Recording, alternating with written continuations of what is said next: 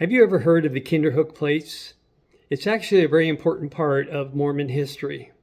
Hi, I'm Danny, and I was an active Latter-day Saint for 6 decades. Now, in my previous video, I addressed the claims about the Book of Abraham translation. Today, I want to follow up by discussing another problematic translation of Joseph Smith's. LDS Church history explains that in 1843, a man named Robert Wiley began excavating a mound in Kinderhook, Illinois, and dug up 6 bell-shaped brass plates along with the skeletal remains of a man. And this was witnessed by 9 other men. At first consideration, you might think that could really support the evidence of the gold plates of the Book of Mormon if they discovered these plates. That is what those men thought when they found these Kinderhook plates. The plates had an ancient appearance with writing on both sides of them that looked like hieroglyphics. In fact, when the plates were taken to Nauvoo and shown to Joseph Smith, he remarked that the figures or writing on them was similar to what was on the Book of Mormon gold plates, referring to Reformed Egyptian. Smith claimed that by the gift of revelation, he would be able to translate those plates, just like he did the Book of Mormon.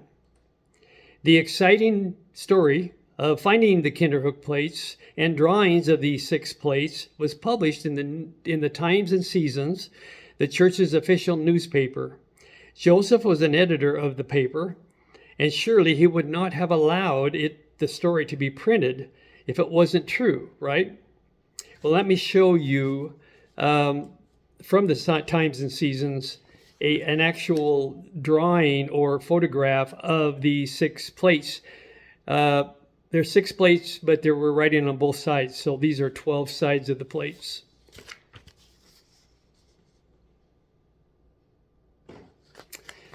The plates weren't very large. I mean, they were only like 6 inches tall and a few inches wide. So they were very small, and I think they were attached to a ring. Now, news of the Kinderhook plates was written about in the Nauvoo, Illinois newspaper, the Times and Seasons, page 186 through 187, which states the following, quote, "We learned there was a Mormon present when the plates were found, who, it is said, leaped for joy at the discovery and remarked that it would go to prove the authenticity of the Book of Mormon, which it undoubtedly will," end quote. In time, Joseph Smith claimed that he did translate a portion of the plates. In the LDS History of the Church, Volume 5, page 372, Joseph is documented as saying, quote, "I insert facsimiles of the 6 brass plates found near Kinderhook. I have translated a portion of them and find they contain the history of the person with whom they were found. He was a descendant of Ham through the loins of Pharaoh, king of Egypt, and that he received his kingdom from the ruler of heaven and earth," end quote. Now, the biblical Ham that we find in the Old Testament was a son of Noah, who in Mormon theology is believed to have carried on the blood of Cain. That is the belief associated in the book of Abraham, chapter 1, verse 21 through 27. And in the history of the Latter-day Saints, it was used to justify racial discrimination and the exclusion of black people from certain religious practices like holding the priesthood and temple blessings. Okay, on May 1st, 1843, William Clayton, that's Joseph Smith's personal secretary who he trusted dearly, makes a journal entry about the Kinderhook plates. Quote, "I have seen 6 brass plates which were found in Adams Pike County by some persons who were digging in a mound.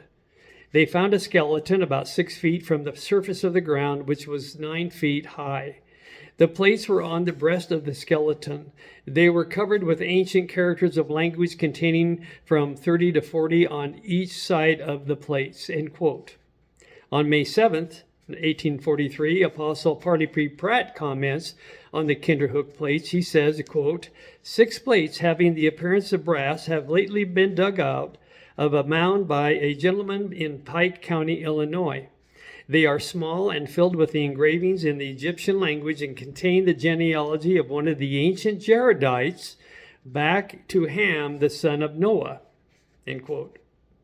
Then, a decade later, after Joseph Smith's death, on April 25th, 1856, W.P. Harris, who was one of those 9 witnesses to the discovery of the Kinderhook plates, wrote a letter in which he admits that the plates were all forgeries.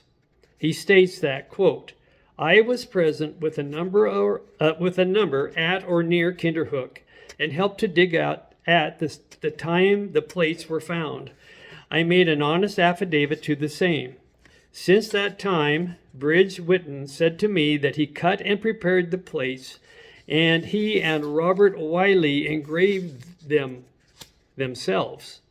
Wilbur Fulgate appeared to be the chief, with R. Wiley and B. Whitten," end quote. So how do we know that Mr. Harris, who wrote that letter, was telling the truth about the plates being a forgery? Because on June 30th, 1879, Wilburn Fugate, who was mentioned as the chief of the 9 witnesses, wrote a letter to James Cobb in Salt Lake City telling him that the Kinderhook plates were a hoax intended to trick Joseph Smith into translating the plates. He admitted his part in the hoax, that the plates were faked, and explained the process of how they were uncovered and brought to Joseph Smith. That letter can actually be found in the LDS September 1962 Improvement Era magazine, entitled Letter of W. Fugate, as cited in the Kinderhook plates by Welby W. Ricks. Now, Mr. Fugate states, quote, "I received your letter in regard to those plates and will say in answer that they are humbug, gotten up by Robert Wiley, Bridge, Whitten, and myself. We read in Pratt's prophecy that truth is yet to spring out of the earth. We concluded to prove the prophecy by way of a joke," end quote. So whatever became of those plates? During the Civil War, the plates were thought to be lost. They were later placed in a museum in St. Louis, which was afterwards destroyed by fire. However, sometime in the 1960s, Wilford Paulson, a professor at BYU, found one of the original plates, actually plate number 5, in the Chicago Historical Society Museum. After examining the plate, Professor Paulson believed it to be a forgery. In September of 1962, President of BYU Archaeological Society, Welby Ricks, welcomed the discovery as a vindication of Joseph Smith's work. He wrote, this is in 1962, quote, "A recent rediscovery of one of the Kinderhook plates, which was examined by Joseph Smith Jr., reaffirms his prophetic calling and reveals the false statements made by one of the finders. The plates are now back in the original category of genuine. Joseph Smith Jr. stands as a true prophet and a translator of ancient records by divine means, and all the world is invited to investigate the truth which has sprung out of the earth, not only of the Kinderhook plates, but of the Book of Mormon as well," end quote. Well, it seems like there's a lot of opinions and ideas about whether or not these plates were real. So how is this debate going to be settled? Well, using applied science. In 1980, LDS scholar Stanley Kimball was permitted to perform destructive tests on the number 5 plate. He described the results of the tests in the LDS Church publication, The Ensign, August 1981, page 66 through 70. And here's what the article says, quote, "A recent electronic and chemical analysis of metal plate brought in 1843 to the prophet Joseph Smith appears to solve a previously unanswered question in church history, helping to further evidence that the plate is what its producers later said it was, a 19th century attempt to lure Joseph Smith into making a translation of ancient-looking characters that had been etched into the plates. As a result of these tests, we conclude that the plate is not of ancient origin, We conclude the plate was made from a true brass alloy, that copper and zinc, typical of the mid-19th century, whereas the brass plates of ancient times was actually bronze and the alloy of copper and tin, end quote. This confirmed that Mr. Folgate's story of creating a hoax was correct, after all. If Joseph Smith said he had translated a portion of the plates, I wonder what was written on them. What was the English translation? If Smith had not been killed in June of 1844, it's possible he might have published a finished translation of all 6 of the counterfeit plates. Wouldn't that have been interesting if the Mormon Church had included the translation in its canon of Scripture, only later to be proven as another hoax?